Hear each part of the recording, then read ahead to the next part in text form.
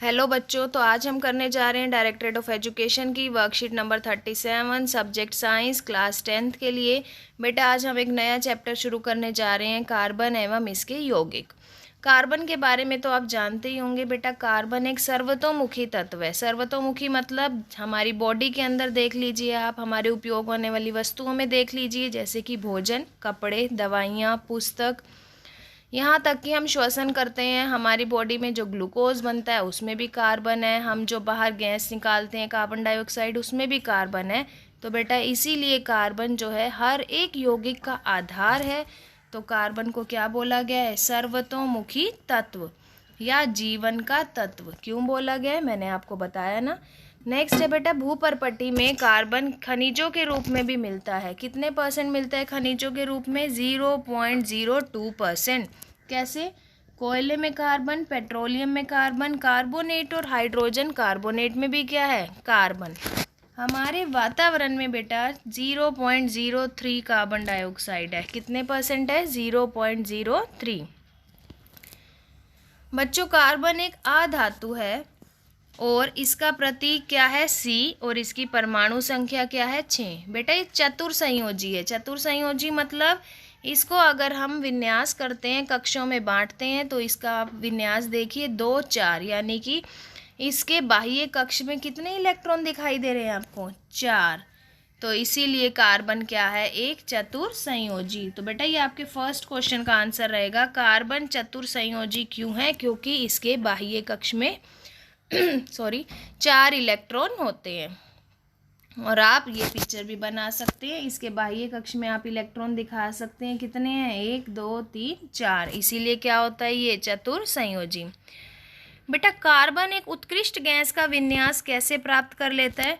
Very important है ये, आपको एग्जाम पॉइंट ऑफ व्यू से ध्यान से सुनेंगे। बेटा कार्बन के पास 4 इलेक्ट्रॉन है ना, तो ये 4 इलेक्ट्रॉन खो सकता है और ना ये 4 इलेक्ट्रॉन प्राप्त कर सकता है। क्यों?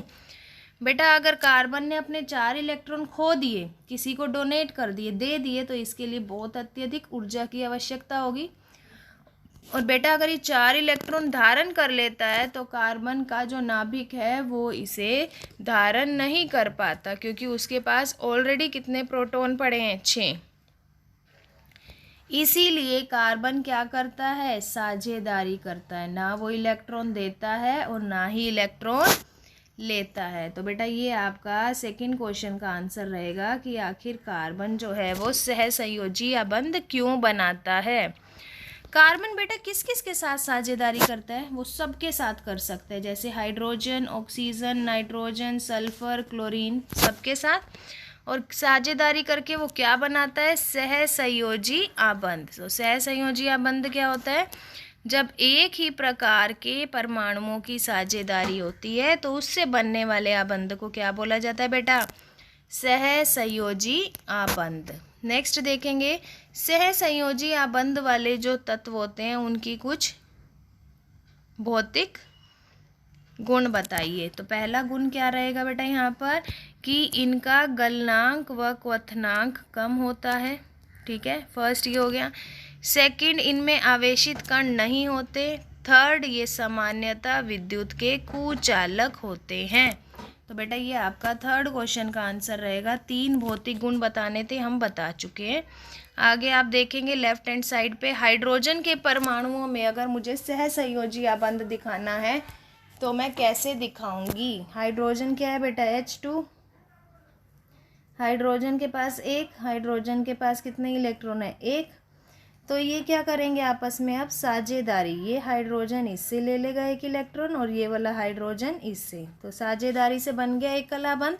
तो ये क्या होता है बेटा? हमारा सहसंयोजी आबंध। आगे है हमारा ऑक्सीजन, O2।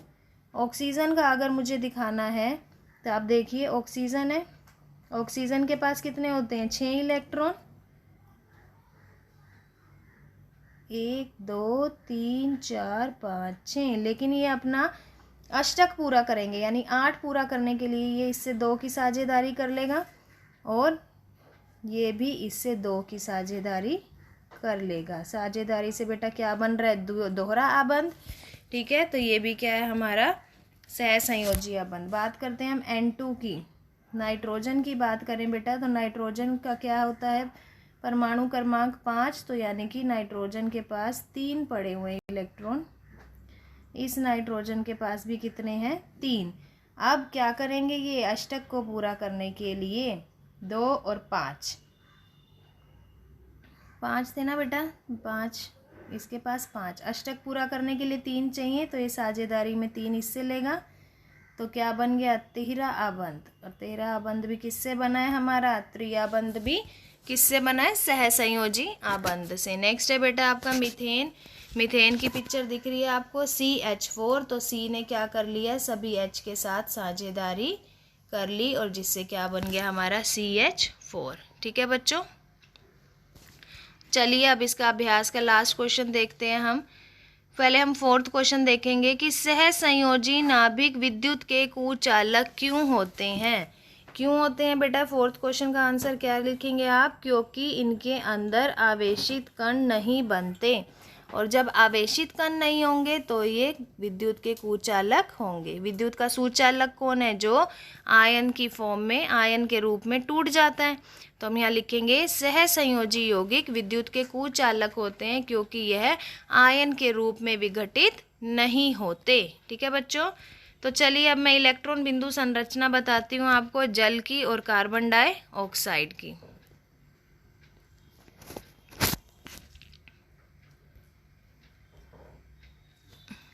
पहले हम करते हैं जल।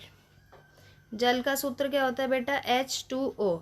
H की बात करें तो उसकी परमाणु संख्या है 1, और O की बात करें तो उसकी परमाणु संख्या है 8। 8 का बंटवारा करते हैं 2 और 6। तो चलिए इसकी संरचना बनाते हैं। H2O, हाइड्रोजन के पास 1 इलेक्ट्रॉन है, ठीक है। ऑक्सीजन के पास कितने इलेक्ट्रॉन्स हैं यहाँ पर, 6, 1 2 3 4 5 6। ठीक है बच्चों, अब क्या होगा, इनके बीच में साझेदारी होगी। साझेदारी देखते हैं हम कैसे करते हैं। हाइड्रोजन को 1 इलेक्ट्रॉन और चाहिए, तो इसने 1 की साझेदारी कर ली यहाँ से। ऑक्सीजन को अपना अष्टक पूरा करना है बेटा, 6 इलेक्ट्रॉन है, 2 और चाहिए, तो वो क्या करेगा, साझेदारी करेगा, 1 यहाँ से लेगा और 1 यहाँ से। 8 इलेक्ट्रॉन पूरे हो गए, तो ये हमारा संरचना किसकी बनी, जल की, H2O की। ठीक है, सिंपल अगर हम लिखना चाहें इसे तो हम ऐसे लिख सकते हैं बच्चे, H2O। ठीक है, अब नेक्स्ट हम बनाएंगे कार्बन डाइऑक्साइड की। तो चलिए कार्बन डाइऑक्साइड की संरचना बनाते हैं। कार्बन डाइऑक्साइड का सूत्र क्या होता है बेटा, CO2। C को अगर मैं बांटती हूँ तो आएगा 2 और 4, और अगर ऑक्सीजन का बंटवारा किया जाए तो आएगा 2 और 6। इसका मतलब कार्बन को अष्टक पूरा करने के लिए कितने इलेक्ट्रॉन लेने पड़ेंगे, 4 की साझेदारी, और ऑक्सीजन को 2 की साझेदारी। तो चलिए बनाते हैं हम।